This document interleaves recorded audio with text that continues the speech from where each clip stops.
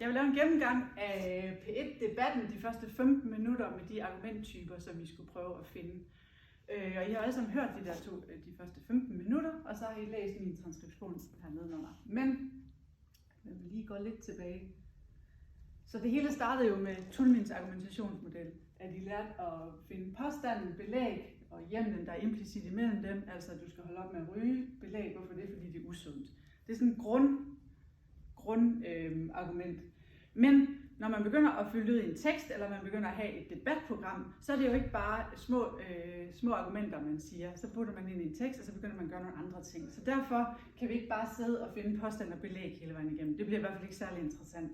Men det er den her, der er udgangspunktet for det, vi laver. Nå, hvis vi lige går ned i den her. Så kan I se, først heroppe, der har jeg jo skrevet, at I skulle farve Logos-argumenterne blå. Jeg synes, det var sådan en seriøs farve. Og så skal I farve ethos-argumenterne grønne, pathos-argumenterne samme farve som rød, eller samme farve som blod, tænker jeg, så sådan en god drabelig farve. Og så fejltyperne, dem har jeg lavet sådan en Judas-gul, for det synes jeg var lidt sjovt. Så det er altså bare nogle farver, jeg har fundet på. Jeg vil ikke lige sige, at de refererer jo selvfølgelig til de her argumenttyper herinde, som var en del af jeres teori, som jeg har været inde og læse om. Altså helt overordnet Logos-argumenterne, det vil sige argumenter, hvor belægget i argumentet, det baserer sig på noget ydre, noget målbart, noget statistik, nogle observationer, noget empiri, et eller andet, man kan se ude i verden, altså noget uden for os selv. Så er der ethos-argumenterne, de baserer sig på vores egne erfaringer, ikke vores følelser, det er der tit nogen, der roder rundt i, men det er vores egne erfaringer.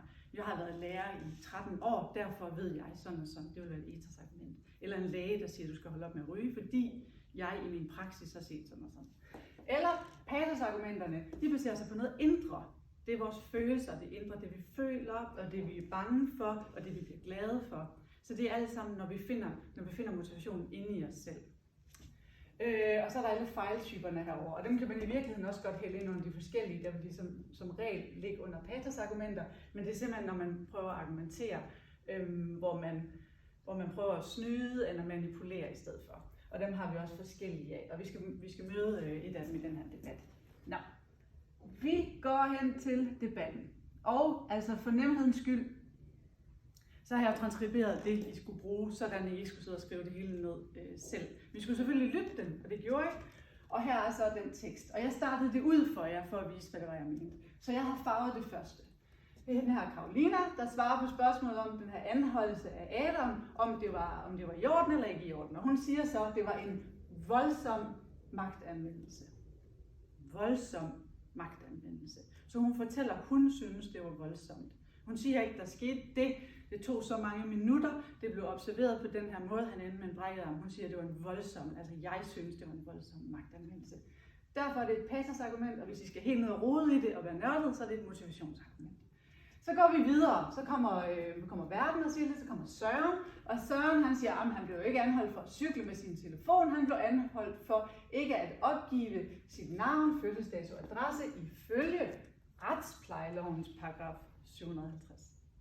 Kan I se det? Han refererer til noget ydre, han refererer til loven, til noget uden for sig selv, noget vi kan måle, og derfor er det et Logos-argument, han anvender. Han siger ikke, jeg synes eller jeg føler. Han siger, ifølge loven. Så går vi videre, så kommer Shihad hernede, og han siger, de her billeder, de minder om det amerikanske politi. Der var 4 mod 1. Prøv at se det billede, han tegner. Der var 2 stærke mænd på ryggen. Vi kan næsten mærke det selv, ikke, hvor ubehageligt det må være. Tømte en peberspray i hovedet på ham. Og alt det her, det er altså pathosappellerende. Det skal tegne et billede, det skal plante den følelse, som Shihad sidder med, den vil han gerne plante hos os. Og derfor så er det et pathos-argument, og det er virkelig det, vi kalder et skræmmeargument. Fordi han tegner en situation op, som er skræmmende. Altså når han siger amerikansk politi, så ser vi måske, jeg gjorde i hvert fald, George Floyd, ham den sorte, der blev dræbt i politiet, måske ser vi ham for os. Så vi begynder allerede at forestille os noget, der er uhyggeligt. Det aktiverer vores følelser, derfor pathos-argument. Så går vi videre. Der er et spring her, jeg havde jo sprunget i det, fordi der er nogle gentagelser osv., så jeg har sprunget for at få det mest interessante. Så kommer vi ned til Sebastian, og han siger, jeg har arbejdet 10 år i politiet. I se, han bruger sin egen erfaring, siger, jeg har arbejdet, jeg ved noget, for jeg har gjort i 10 år. Det er det ethos-argument. Og så går han ellers videre. Mange har lidt en romantisk forestilling om, hvad en anholdelse er. Det ved jeg ikke, om I har. Har I en romantisk forestilling om, hvad en anholdelse er? Jeg tror ikke, jeg har. Jeg ved ikke, om I har. Men uanset, Sebastian ved ikke, om vi har. Og det er det, der er hele kernen i det, og det er det, der gør det til en fejltype. Fordi han forudsætter, at han ved noget om jer. Han tegner en stråmand. Han siger, I gør sådan og sådan. Og det skal I lade være med. Eller den person har sagt det og det. Men hvis man ikke kan dokumentere det, altså hvis han ikke ved, at jeg spurgte 10 personer på vej herind, og de sagde alle sammen, men han ved ikke det. Han forudsætter bare, at mange har en romantisk forestilling, og derfor så er det et stråmandsargument. Og en fejltype, fordi i virkeligheden noget, der minder lidt om manipulation. Så går vi videre. Så siger han, i politiet lærer vi jo. Der refererer han igen til sin erfaring, og det er igen et ethos-argument. Et erfaringsargument har jeg også skrevet. Nå, så kommer vi ned til Sebastian. Ja, altså igen, jeg har kun set videoen. Jeg ved ikke, hvad der går forud. Han refererer til kendsgerningerne. Han siger netop, nu er vi nødt til at forholde os til det, vi har. Altså den her video. Og jeg har kun set den her video. Jeg kan kun forholde mig til videoen. Altså, det kan I også kun. I behøver ikke blande USA ind i det her. Eller Amerika, som der stod. Det er et logos-argument. Jeg kunne godt have været havnet i samme situation. Det er så til gengæld et patos-argument. Fordi han siger, at det kunne egentlig godt ske for mig, det her. Måske kunne det også ske for jer, ikke? Er det, han siger. Så går vi videre, så kommer Carolina, og nu kan vi allerede begynde at se et mønster. Carolina, hun er en stor patos-appel. Hun siger en masse, men hun slutter af med det, der er mest relevant for argumenttypen, og det er voldsomt, at der er 4 betjente, der skal ligge ovenpå ham og sprøjte peberspray i ansigtet på ham.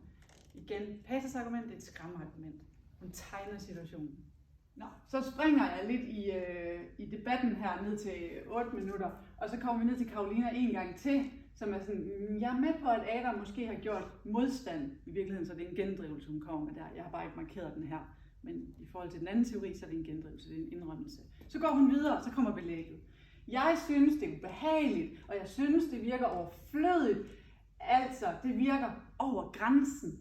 Særligt den der med pebersprayen, og det er et til patos-argument, og nu kan vi virkelig se, at der er et mønster hos hende. Altså ubehageligt, jeg føler, ikke? Overflødigt, og så over grænsen. Alt sammen patos. Så går vi videre. Carolina, hun har lidt igen. Jeg kører lige lidt op i teksten. Det kunne godt have været mig, bla bla bla. Det er, politiet skal være en tryghedsskabende faktor for borgere. Og det lykkes ikke her. Det er endnu et patos-argument. Så går vi ned til Søren. Men altså, så skal hun nok være indstillet på. Så kommer der en masse forskellige. Og så kommer det. De retningslinjer er udarbejdet af Politiklagerådet. Der sidder en dommer i spidsen for det. Ifølge Politiklagerådets vurdering i overensstemmelse på lidt mærksproget, ikke? Med den europæiske menneskerettighedskommission. Det er cirka så langt det ord.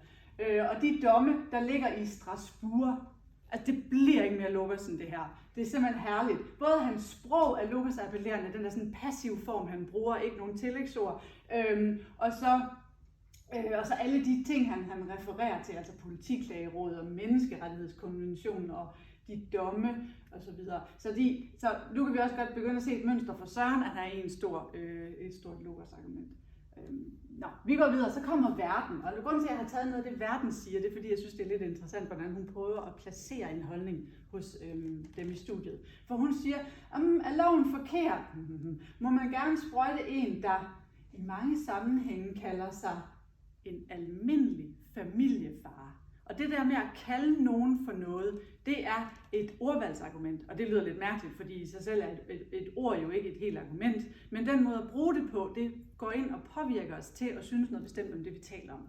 Altså ordene påvirker det, vi benævner, ikke? Og hun kalder ham så en familiefar. Hvis jeg nu bare havde kaldt ham en mand, eller en ekskriminel, eller en rocker, eller et eller andet, vi kunne kalde ham for mange forskellige ting, men hun kalder ham familiefar, og allerede der så får man sådan en følelse om, han er jo bare en harmløs, sød mand, det kan da ikke passe, at han skal anholdes på denne her måde. Der er mange rockere, der er familiefædre, ikke? Og så derfor har jeg skrevet, at det er et fejltype, for det er et ordvalgsargument, at hun prøver at farve vores holdning til ham, og det er jo også det, hun prøver, hun er jo djævelens advokat. Nå, men Jihad, han kører så videre i det her. Han siger, hvis det var, at vi så ham ligne den klassiske type, han refererer jo i virkeligheden ind i det her med familiefar, ikke? Men hvis nu, han tegner et eksempel, hvis nu han lignede den klassiske type, der stod og pushede nede på hjørnet, kommer der en masse andet, og så, jeg kan godt forstå, hvis, igen et hypotetisk eksempel, ikke? Hvis han havde troet politiet, eller svinget et bat efter folk fra Christiania, så ville det være en særlig trussel. Kan I se det, han gør her? Han tegner et eksempel af noget, der er meget værre. Det er også en af fejltyperne. Det hedder et afledningsargument. Fordi man afleder opmærksomheden. Jo, hvis jeg havde stjålet 10 sodavand, så kunne I jo godt, men jeg stjal kun en lille bitte sodavand. Kan I se det, så negligerer det jeg gjorde. Og det er i virkeligheden det, han gør. Ikke om sig selv, men i forhold til familiefaren. Så han siger, at hvis han havde gjort alt det her helt forfærdelige, men han var jo bare sådan lige en mand, der ikke lige ville give sit nummer. Så derfor er det vel ikke så slemt. Så det er også manipulation, og den bruger vi i virkeligheden rigtig tit, de der. Og hvis jeg nu havde gjort sådan og sådan, men det gjorde jeg jo ikke. Han afleder debatten. Og så skal vi videre ned, det er Søren igen, der kommer hernede, og vi kan allerede nu fornemme, at der tegner sig igen et mønster for Søren om alt det blå. Alle Lukas argumenter, når han kommer tilbage med sin juridiske betydning, og den uafhængige politiklagemyndighed, gyldigt argument, så det argument kan man ikke bruge rent juridisk. Og det han gør her, det er i virkeligheden, at han angriber ordvalgsargumentet. Han går ind og siger, at du kalder ham en familiefar. Der gælder ikke særlige regler for familiefædre. Så han afslører i virkeligheden det, som verden er i gang i. Altså verden er i gang med at forme debatten gennem et ordvalgsargument, og det skiller han med på sådan en meget logospræget måde. Så siger han, det kan vi altså ikke gøre det her. Ifølge loven, logos, der er der ikke særlige vilkår eller regler for familiefædre, så han afliver ligesom det, som hun havde gang i ovenover. Og så kommer han tilbage til retsplejelovens paragraf 750, og det kan ikke blive mere logospræget end det. Og så fortsætter debatten jo derefter.